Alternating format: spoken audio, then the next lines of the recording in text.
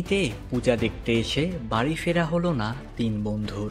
ফেনী নোয়াখালী মহাসড়কের দাগনভূঞা বেকের বাজারে নিয়ন্ত্রণ হারিয়ে গাছের সাথে ধাক্কায় ঘটনাস্থলেই দুই বন্ধু নিহত হয়। পরে হাসপাতালে আনা হলে আরেকজনের মৃত্যু হয়। সোমবার রাত ৮টার দিকে ফেনী নোয়াখালী মহাসড়কের দাগনভূঞা বেকের বাজারে এই ঘটনা ঘটে।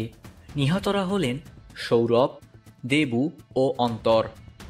তারা নোয়াখালীর বাসিন্দা।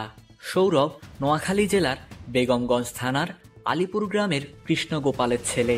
অন্তর ঘোষ নোয়াখালী জেলার বসুরহাট উপজেলার ঘোষপাড়া গ্রামের কৃষ্ণ ঘোষের ছেলে। অন্যদিকে দেবের পরিচয় এখনো শনাক্ত হয়নি।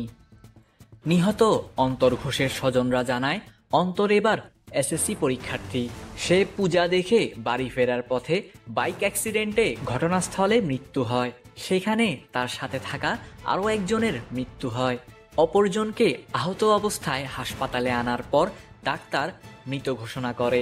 প্রত্যক্ষদর্শী সূত্রে জানা যায়, রাত ৮টার দিকে নিহত তিনজন একটি মোটরসাইকেল যোগে ফেনী থেকে নোয়াখালীর দিকে যাচ্ছিলেন। পথিমধ্যে বেকের বাজার সংলগ্ন আশরাফপুর এলাকায় পৌঁছালে সড়কের পাশে থাকা সমিলের গাছের সঙ্গে মোটরসাইকেলের ধাক্কা লাগে। পরে নিয়ন্ত্রণ হারিয়ে সড়কে পড়ে গেলে দুজনের ওপর দিয়ে একটি গাড়ি চাপা দিয়ে চলে যায়। ঘটনাস্থলেই সৌরভ ও দেবুর মৃত্যু হয়েছে। পরবর্তীতে গুরুতর আহত অবস্থায় অন্তর ঘোষকে স্থানীয় সহযোগিতায় উদ্ধার করে ফেনী জেনারেল হাসপাতালে নিয়ে গেলে কর্তব্যরত চিকিৎসক তাকে মৃত ঘোষণা করেন। আমার বোনের ছেলে, সে আসছে ফেনীতে পূজা দেখতে, যাওয়ার পথে অ্যাক্সিডেন্ট হয়েছে। মেট্রিক পরীক্ষার্থীও বাসে চাপ দেওয়ার পরে রাস্তার পাশে যাওয়ার সময় গাছের সাথে বাড়ি খেয়ে দুজন জায়গাতে মারা গেছে। আরেকজন জিন্দা ছিল। হাসপাতালে আনার পরে দেখি যে 20 মিনিটের মতো জিন্দা ছিল, এরপরে যাই মারা গেছে। ওইখানে গিয়ে দেখতেছি যে 3টা মানুষ পড়ে আছে, দুইটার অবস্থা একদম গুরুতর, আর একজনের নিঃশ্বাস ছিল। দুজন এখানে মারা গেছে। ওইখানে একজন ডাক্তার ছিল, উনি বলছে যে দুজন মারা গেছে। তো আমি আর ওই যে একটা বড় ভাই, উনি আর এই যে আমার ভাগিনা ছিল, মহিফল নিয়ে আসছি। এখানে আনার পরে উনি মারা গেছে আর কি। ফেনী জেনারেল হাসপাতালের ডাক্তার জানান, একজনকে গুরুতর আহত অবস্থায় আনা হলে প্রাথমিক চিকিৎসায় তাকে জীবিত পাওয়া যায়নি। অপর দুইজনের মরদেহ মর্গে আছে। তো পেশেন্টটা মানে গ্যাসপিং অবস্থা, মানে শেষ পর্যায়ে অবস্থা আমরা পাইছি।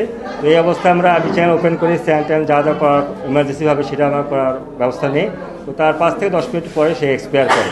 এছাড়া আরও 2 জন রোগী ব্রড ডেথ অবস্থায় আসছে, তাদেরকে মর্গে পাঠানো হয়েছে। এই ব্যাপারে মহিপাল হাইওয়ে থানার ভারপ্রাপ্ত কর্মকর্তা ওসি মোহাম্মদ হারুনুর রশিদ বলেন, খবর পেয়ে পুলিশ ঘটনাস্থল থেকে 2 জনের মরদেহ উদ্ধার করেছে।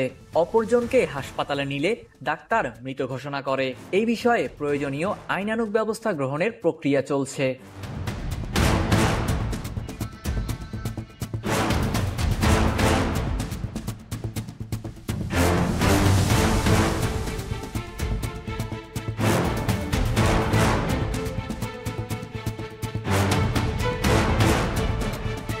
নিউজ ডেস্ক, জনতার কণ্ঠ।